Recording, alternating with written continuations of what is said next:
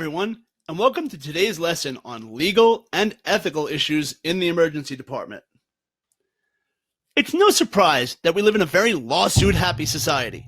The emergency department is no different. We have to know the law and how it pertains to us, and we need to practice the highest ethical standards to protect ourselves and our patients. So let's talk about some legal issues, and we're going to start with unlicensed assistive personnel. These are our nurses' aides, PCAs, SCAs. We all have different terms for these amazing individuals who really make our lives easier. The thing that we have to remember is that their functions are limited. We can absolutely delegate tasks like getting vitals or doing a bed bath or drawing blood, but we have to be careful with the line of task versus assessment. These individuals cannot assess, plan, or evaluate. That's our job. Now, this may have some nuances from state to state, so always check with your facility. We all know about HIPAA, and if you need a refresher, there is some great info on HIPAA here on nrsng.com, but it does still apply in the ER. Now, when it comes to consent, we have 4 types that pertain to us. Implied consent, it applies when the patient can't give verbal consent themselves. Basically, we can assume that the patient would give consent for life-saving treatment if they could. For instance, I think we can all assume that the multiple gunshot victim would want us to stop his bleeding from every hole if he were actually awake. What would a reasonable person do in this situation? Express consent is either a written or verbal agreement to treatment. Things like evaluations, labs, meds, radiology, those all fall under express consent. Informed consent is given when the patient fully understands what we're going to do to them. Surgeries, invasive procedures, research studies, those all fall under informed consent. And involuntary consent is when the person refuses to consent to necessary treatment. Demented patients, delusional patients, suicidal patients all kind of fall into the involuntary consent category. Now, there are mandatory reporting laws in every state. Some of them can vary from state to state, but some of the common reportable conditions are things like falls, med errors, child or elder abuse, and failure to inform, which is basically not telling a patient what's wrong or what could happen if their current situation isn't treated. We all know how important documentation is. If it wasn't documented, it wasn't done, is the norm. And you have to remember that the medical record, whether on paper or electronic, that's a legal document. Whatever you write can be used in a court of law. You have the right to write the right thing. Say that 5 times fast. Medical records also have some requirements from JCAHO that are specific for what we need to write in the record. Now, you can check with your employer what they are, but they include things like the initial assessment, interventions, observations, any use of translators, and a number of other things. I would encourage you all to learn what are acceptable and unacceptable abbreviations. You can usually Google this and find really long lists. You can't just make up an abbreviation because everyone reading your document needs to know what it is. Now, my personal favorite unapproved abbreviation was used by several orthopedics that I worked with. They loved using the abbreviation FOOSH. Anybody know what that means? So basically, they were using it to describe how a patient with an arm fracture injured themselves. Do we know what it means yet? So it took a little digging through the records to realize that FOOSH stands for fell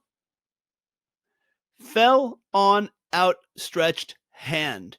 It's very clever, and I kind of like it, but that is not an approved abbreviation. It's things like that we need to avoid. I'm not going to get too much into restraints here, guys, because it's a great lesson on NRSNG in our fundamentals unit, but you need to know the safety of the patient is the most important part of restraints, followed very closely by the documentation around the restraint. There's also a great lesson on advanced directives in fundamentals, but I will say this. Just because someone states there's an advanced directive, it's not enough. You need to see it in writing. What we're seeing more and more in New York is this pretty pink form called the MOLST. And that stands for Medical Orders for Life-Saving Treatment. It's just that. It's a standing order that can transfer from facility to facility, and it's recognized by any healthcare professional who cares for the patient. Living will, DNR, it's all included in the MOLST. Now, when it comes to forensics, guys, we got to be really careful. Criminal acts, sexual assault, unexplained deaths, they may all require some evidence collection. You need to know the policy of evidence collection in your facility and make sure you maintain the chain of custody of anything that is taken as evidence. Basically, somebody always needs to know where that evidence is and sign for it. Now, when it comes to sexual assault, You need to find out if your facility has any SANE nurses or sexual assault nurse examiners. I think they're also called safe sexual assault forensic examiners. These are the ones who are going to perform a rape kit. If not, you need to know if these exams are going to be done in your department or transferred to a SANE center. So violence and workplace safety go hand in hand. Any type of violence against us or our patients is unacceptable and probably illegal. In fact, in New York, they've made it a felony to insult a nurse. Finally. Now, I know many of us have been hit or struck by a patient, and many times you just kind of shrug it off as part of the job. Hell, I've been slapped, punched, kicked, hit in the head with a urinal, and choked with my own badge lanyard, which I don't wear anymore. Now, I get it. I'm a large guy, so perhaps I'm a target, but it still doesn't forgive the acts. Drunks, demented patients, angry family members. I know we try to empathize with them and forgive the violence, but the fact is, if we let it go too much, it becomes accepted, and that's never a good thing. I'm not going to tell you what to do, but a nurse should never, ever be hit at work for any reason. So we talked about the legal side. Now let's talk about some ethical issues. And many of these kind of work together and some work at odds.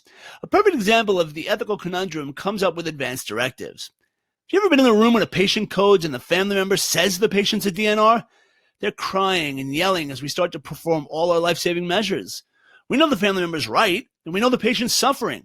Ethically, we might think we should stop, spare the patient any continued suffering, and you may be right. But the fact is, unless we have that signed paper in hand, we have to act to the law. Our feelings and our ethics may have to be put aside in this situation. If we truly believe our ethical beliefs are right, many institutions have an ethics review board, and some even have a judge on speed dial to address the legality versus the ethical responsibility. But until you hear otherwise, you need to act to the law. Now, we talked about consent, and when it comes to informed consent or refusal, we need to make sure they understand. They need to be able to comprehend what we're going to do, how we're going to do it, and what it's going to do to them. And if not, well, we can assume that this is not informed consent. We run into a similar issue with those that leave against medical advice, which is AMA, or leave without treatment.